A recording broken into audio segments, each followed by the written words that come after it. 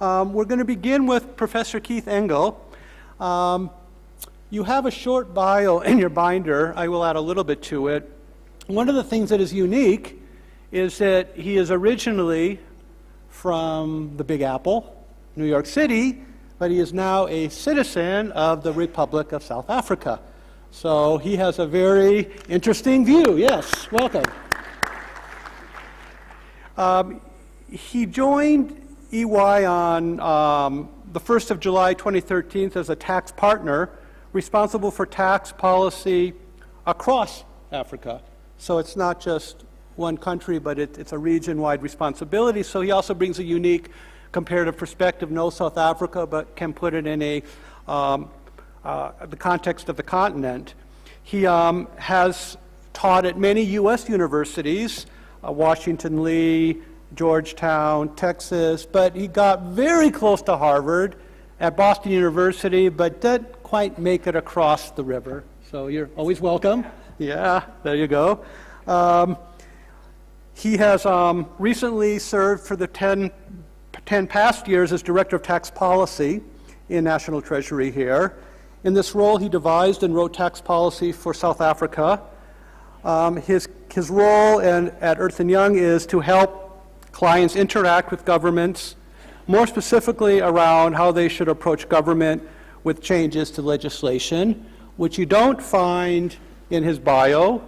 I've got his permission to embarrass him just a little bit. I said, well, do you have any hobbies, sports or anything? He said, well, you know, I try baseball and football, a little frisbee, but I can't even beat my 7-year-old son, so I'm really not much of an athlete. But seriously, it's great that he's going to be talking about the legislative process with regards to tax in South Africa and the impact it has on taxpayers, because often when we look at tax policy, we write these wonderful tax bills, wonderful tax legislation, very consultative process, goes through the administration, it gets to Parliament or to Congress, and it's dead on arrival. At least this is the experience in the United States and in many other countries. And people often forget that if it's tax, it normally has to be approved by the legislature.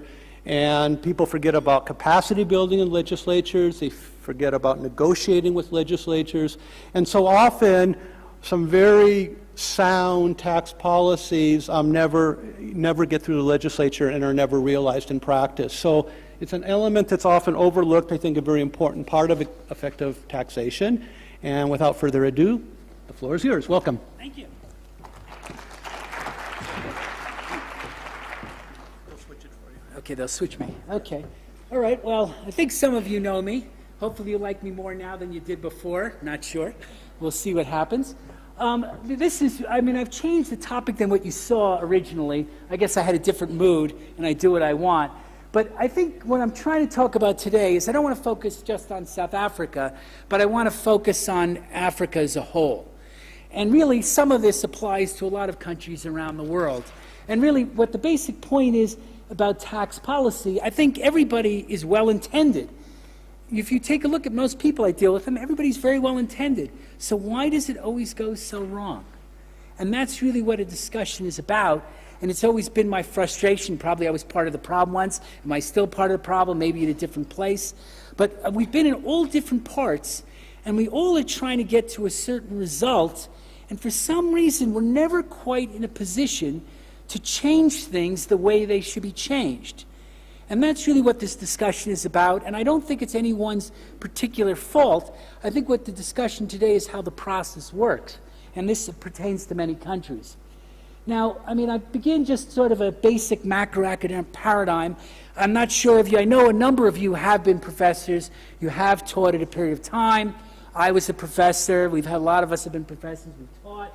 We know the theories, right? We got them from Harvard. We get them all around.